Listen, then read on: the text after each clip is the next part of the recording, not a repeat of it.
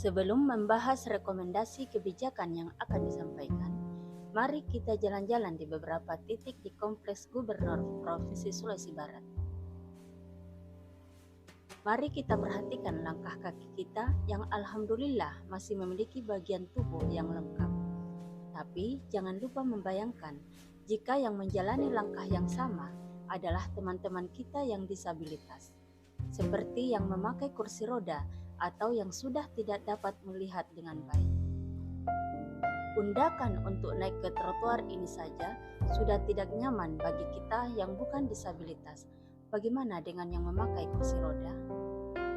Ini adalah kondisi trotoar yang ada di Kompleks Kantor Gubernur Sulawesi Barat. Bagaimana menurut Anda? Bahkan bagi yang bukan disabilitas pun, trotoar ini tidak ramah dan tidak aman. Kita punya potensi untuk jatuh dan terluka. Bayangkan jika yang berjalan di atasnya adalah teman-teman yang tidak bisa melihat dan tanpa pendamping. Trotoar ini lebih jelas berbahaya bagi mereka. Bagi teman-teman yang menggunakan kursi roda pun pasti enggan memakai trotoar ini. Jika tidak memakai trotoar, maka mereka akan berhadapan dengan resiko di jalanan yang diperuntukkan bagi kendaraan bermotor. Sekarang, mari kita kunjungi salah satu tempat yang memiliki banyak layanan publik, yakni Dinas Penanaman Modal dan Pelayanan Terpadu Satu Pintu. Wah, alhamdulillah akses untuk kursi roda tersedia ya. Tapi penunjukan arah bagi teman-teman yang buta atau tunanetra belum ada. Tapi ini sudah alhamdulillah daripada tidak ada kemudahan akses sama sekali. Nah, kami sempat mampir ke Dinas Kesehatan. Salah satu dinas yang tentu perlu mempertimbangkan kemudahan bagi akses ke teman-teman disabilitas jika mereka butuh untuk mendapatkan dukungan dalam hal layanan kesehatan. Undakan atau tangga di depan kantor ini tidak mudah untuk mereka lalui. Padahal undakan atau tangga ini adalah hal yang jamak di kantor-kantor yang ada di Kompleks Gubernur Sulawesi Barat. Coba ingat kembali kantor teman-teman. Apakah sudah ramah disabilitas? Terakhir, yuk jalan-jalan dan melihat dinas sosial. Dinas sosial ini menjadi salah satu dinas yang punya kaitan erat dengan teman-teman disabilitas. Salah satu publik dari dinas sosial adalah penyandang disabilitas. Sekarang mari kita lihat. Kondisi di depan kantor saja sudah tidak ramah bagi penyandang disabilitas dengan adanya tangga atau undakan. Tidak ada jalur untuk pengguna kursi roda. Selain itu, bukankah sebaiknya tersedia kursi roda yang bisa dipakai di dalam kantor? Di kantor dinas ini pun tidak ada jalur atau penunjuk arah bagi yang buta atau tunanetra.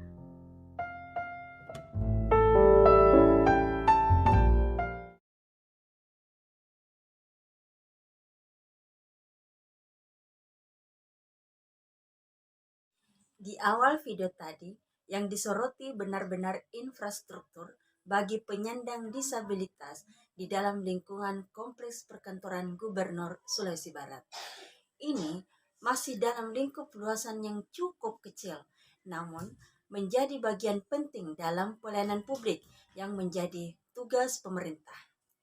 Nah, pelayanan publik yang baik harus mampu menyentuh semua. Ingat, semua lapisan masyarakat. Nah, penyandang disabilitas adalah bagian dari masyarakat Indonesia. Mereka memiliki hak yang sama dan yang harus disediakan dan dilindungi oleh negara. Salah satu hak yang harus disediakan adalah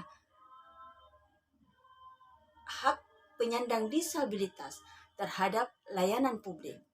Namun, tanpa aksesibilitas yang layak, penyandang disabilitas akan terhambat mobilitasnya dalam mengakses pelayanan publik yang disediakan.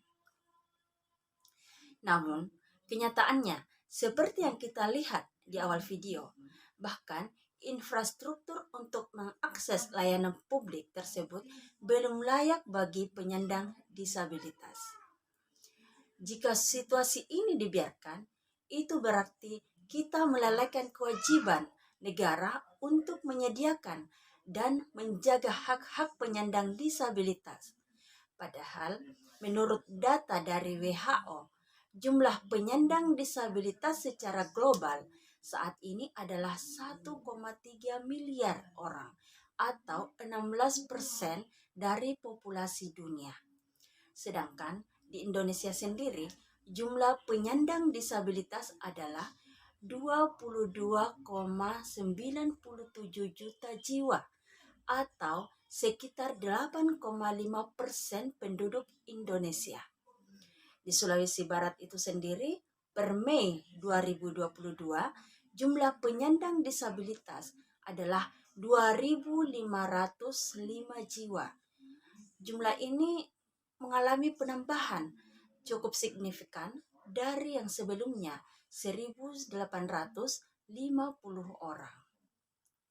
Nah, ini contoh trotoar yang layak bagi penyandang disabilitas.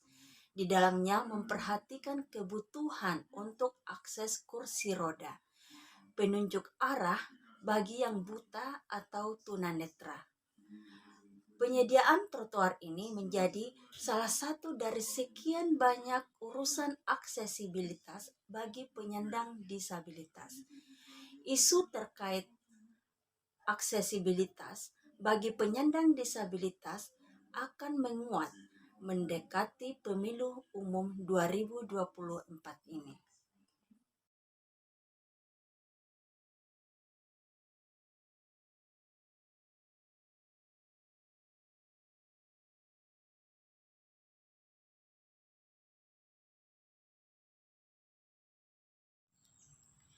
Terkait aksesibilitas bagi penyandang disabilitas, rekomendasi kebijakan pertama yang diusulkan adalah sediakan akses jalan untuk penyandang disabilitas di kantor-kantor pemerintah, khususnya yang terkait dengan pelayanan publik langsung. Hal ini secara langsung menunjukkan keseriusan pemerintah dalam memastikan pemerintah menjamin hak aksesibilitas penyandang disabilitas atas pelayanan publik. Nah, penyediaan jalanan yang ramah bagi penyandang disabilitas terkhusus terkait pelayanan publik seperti di pelayanan terpadu satu pintu PTSP, rumah sakit, bandara, terminal, dinas kesehatan, dinas sosial, dinas pemberdayaan perempuan dan anak, Samsat, dan instansi atau lembaga kantor lain yang terkait erat dengan pelayanan publik.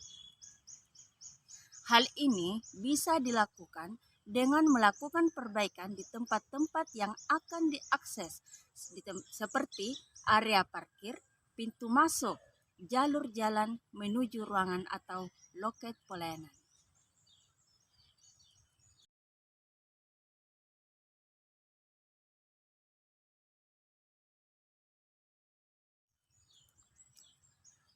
Nah, rekomendasi kebijakan yang kedua adalah lakukan perencanaan pembangunan yang memperhitungkan akses bagi penyandang disabilitas. Ini berarti pemerintah secara serius melakukan perencanaan pembangunan yang selalu mempertimbangkan aksesibilitas penyandang disabilitas. Seperti jika ada bangunan pemerintah dan bangunan publik yang dibangun untuk kepentingan umum dan pelayanan publik, selalu dipastikan ada jalur untuk kursi roda dan arah jalan bagi yang buta atau tunanetra.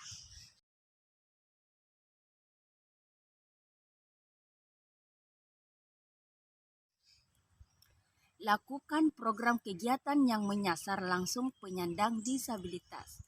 Ini berarti dinas-dinas yang memiliki pelayanan langsung terkait disabilitas melakukan program yang secara aktif menjemput data atau memberikan pelayanan langsung pada penyandang disabilitas. Contohnya, Dinas Kependudukan dan Catatan Sipil melakukan kerjasama dengan dinas sosial serta stakeholder lain untuk membuat jadwal di tempat tertentu yang mudah diakses oleh penyandang disabilitas untuk kemudian dilayani terkait pelayanan kependudukan seperti KTP, pindah alamat, dan lain-lain. Saat pelayanan ini di Dinas Sosial bisa secara aktif melakukan updating data terkait penyandang disabilitas.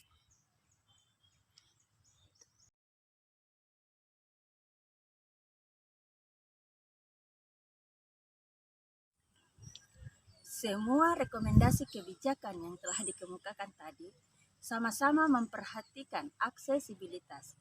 Namun, jika didasarkan pada biaya yang paling kecil dan dapat dilaksanakan negara, maka yang bisa segera diaplikasikan adalah rekomendasi yang ketiga, yakni dinas atau instansi penyedia layanan melakukan program atau kegiatan tipe jemput bola.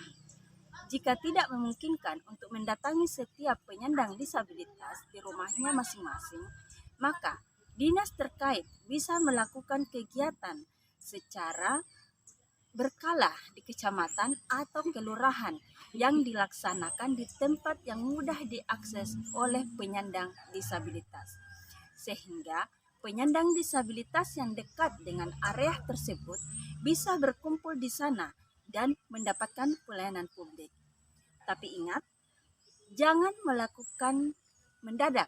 Lakukan dengan terencana dan tersosialisasi dengan baik sehingga penyandang disabilitas dan keluarganya bisa mengatur waktu agar bisa datang ke program atau kegiatan pelayanan tersebut. Namun, sangat besar harapan bahwa ketiga rekomendasi yang disarankan bisa terlaksana.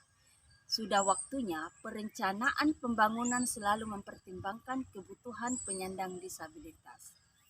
Provinsi Sulawesi Barat secara khusus harus mampu memperhatikan hal ini karena wilayah Sulawesi Barat termasuk dalam area yang rawan bencana alam. Sedangkan bencana alam juga menjadi salah satu potensi penyebab bertambahnya disabilitas.